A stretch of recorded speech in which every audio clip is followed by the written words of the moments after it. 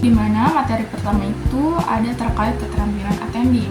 Nah, jadi di sini definisi dari keterampilan attending tersebut bahwasannya adalah suatu kemampuan konselor untuk memberikan perhatian secara penuh ke arah konseli selama proses konseling berlangsung, di mana pada perhatian ini tuh kita sebagai konselor, sebagai guru BK tidak cuma memperhatikan dalam bentuk mendengarkan kata-kata yang sedang diucapkan oleh si konseli, tetapi kita juga harus memahami bahasa tubuh, ekspresi wajah yang dibuat, serta perasaan yang ditunjukkan selama proses si konselor itu bercerita. Jadi dengan adanya keterampilan attending ini, seorang konselor itu bisa menunjukkan bahwasannya kita itu benar-benar hadir serta peduli dan mendengarkan apa saja yang dialami oleh si konselor ini.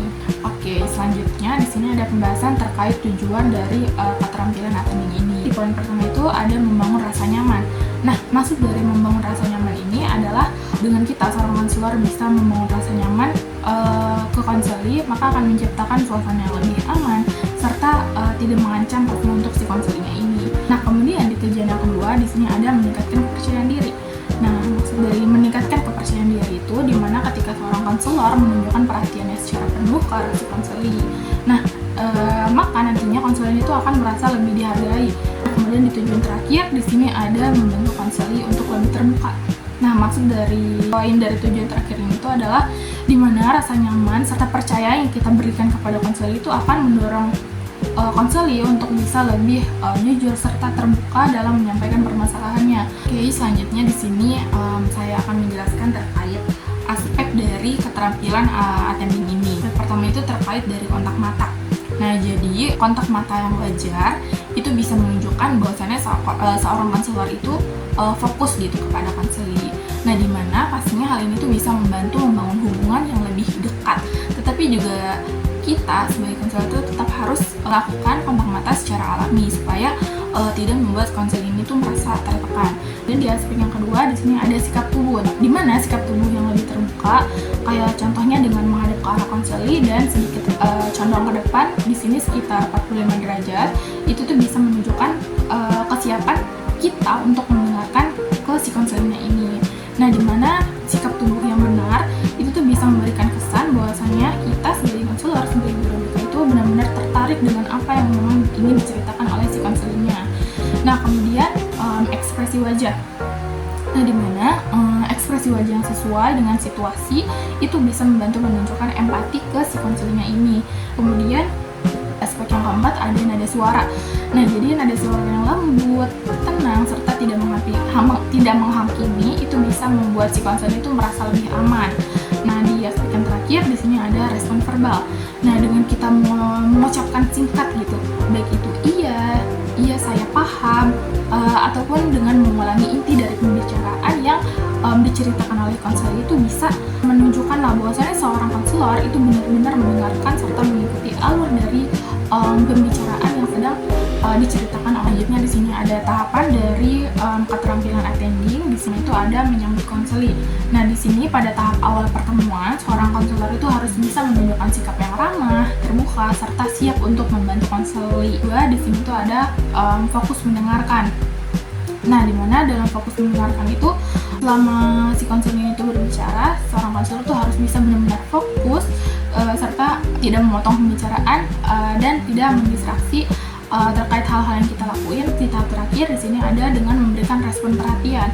Nah, jadi setelah kita mendengarkan apa-apa aja yang diceritakan oleh si konseli, kita juga harus memberikan tanggapan yang mengartikan bahwasanya kita itu paham gitu terkait apa yang dijelaskan oleh si konselinya ini. Selanjutnya masuk ke kelebihan serta kekurangan dari keterampilan attending ini. Pertama ada hubungan lebih kuat.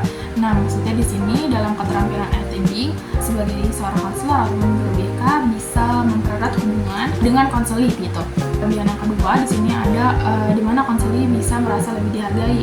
Nah, jadi di sini tuh dengan kita memberikan perhatian secara penuh, maka konseli itu merasa pastinya bisa merasa dirinya itu penting serta dihormati. Dan itu bisa meningkatkan kepercayaan diri si konselinya ini dalam mengungkapkan permasalahannya. Kekurangan dari keterampilan attending ini. Nah, dimana di kekurangan yang pertama itu pastinya bisa terasa tidak alami kalau misalnya dilakukan secara berlebihan. Nah, maksudnya jika seorang konselor menunjukkan perhatian secara berlebihan, contohnya kita terlalu sering menganggukkan kepala ataupun menatap terus-menerus ke arah konselor, itu bisa jadi konselor itu merasa tidak nyaman. Oke, masuk ke dalam pembahasan yang kedua, keterampilan inisiasi. Nah, maksud dari keterampilan inisiasi ini adalah suatu kemampuan seorang konselor untuk secara aktif mengambil langkah dalam memulai serta mengarahkan jalannya proses konseling. Nah, artinya di sini seorang konselor tuh gak cuma diam mendengarkan aja, tetapi juga harus tahu gitu kapan dia ini harus berbicara, bertanya, serta mengarahkan pembicaraan supaya tetap berjalan dengan baik. Selanjutnya di sini masuk ke tujuan. Di sini ada 3 poin utama. Yang pertama dengan menjaga alur konseling. Maksudnya di sini seorang konselor itu membantu supaya pembicaraan antara konselor dan konseli bisa tidak melebar kemana-mana gitu. Nah, dengan cara seorang konselor itu inisiatif yang tepat, kemudian pembahasan tuh pastinya akan tetap fokus pada masalah utama yang memang ingin dibahas. Nah, kemudian tujuan kedua di sini dengan menggali informasi. Nah, jadi melalui pertanyaan serta arahan, seorang konselor tuh bisa membantu si konseli untuk mengungkapkan hal-hal yang memang mungkin belum disampaikan ataupun masih tersembunyi. Nah, di tujuan terakhir di sini ada mencapai tujuan konseli. Nah, maksudnya dalam keterampilan inisiasi ini bisa membantu suatu proses konseling berjalan menuju dengan tujuan yang memang telah ditetapkan. Nah, seperti dengan menemukan solusi ataupun dengan memahami permasalahan dengan lebih jelas. Oke, selanjutnya di sini ada aspek dari keterampilan attending. Yang pertama itu terkait memulai percakapan. Nah, maksud di sini itu jadi seorang konselor harus mampu untuk membuka sesi dengan lebih baik, dengan baik. Contohnya dengan pertanyaan awal yang bisa membuat si konselor itu merasa lebih nyaman untuk memulai bercerita. Nah, kemudian aspek kedua di sini bertanya efektif. Nah, maksudnya seorang konselor itu dengan mengajukan atau memberikan pertanyaan yang jelas, tidak membingungkan, serta membantu konseli untuk berpikir lebih dalam tentang permasalahannya. Nah, kemudian di aspek ketiga di sini ada mengarahkan pembahasan. Nah, maksud dari mengarahkan pembahasan ini, kalau misalnya pembicaraan ini mulai keluar dari topik, maka seorang konselor tuh dengan halus bisa memberikan mengembalikanlah ke inti permasalahan tanpa harus memotong dengan besar. Nah, kemudian di aspek terakhir di sini ada ketepatan intervensi. Nah, maksudnya seorang konselor tuh harus tahu kapan waktunya dia untuk berbicara, bertanya maupun memberikan arahan sehingga pastinya tidak mengganggu alur cerita dari si konselingnya. Oke, selanjutnya di sini ada tahapan di mana pertama terkait membuka pembicaraan, di mana seorang konselor itu harus bisa memulai sesi dengan pendekatan yang ramah serta pertanyaan yang bisa membuka supaya si konselor itu mau untuk mulai bercerita. Nah, kemudian di tahap kedua di sini ada menggali masalah. Nah, jadi setelah si konselor itu mulai bercerita, seorang konselor tuh bisa menggunakan keterampilannya untuk bertanya maupun memberikan tanggapan untuk memperdalam terkait pemahaman dari permasalahan yang sedang dihadapi si konselor ini.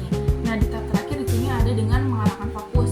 Nah, maksudnya konselor itu bisa membantu menjaga supaya pembicaraan itu tetap terarah pada inti permasalahan yang memang ingin dibahas serta tujuan dari konseling tersebut. Masuk ke dalam pembahasan yang terakhir di sini ada terkait kelebihan serta kekurangan dari keterampilan attending. Di mana kelebihan dari keterampilan attending ini di mana pertama itu ada konseling jadi bisa berjalan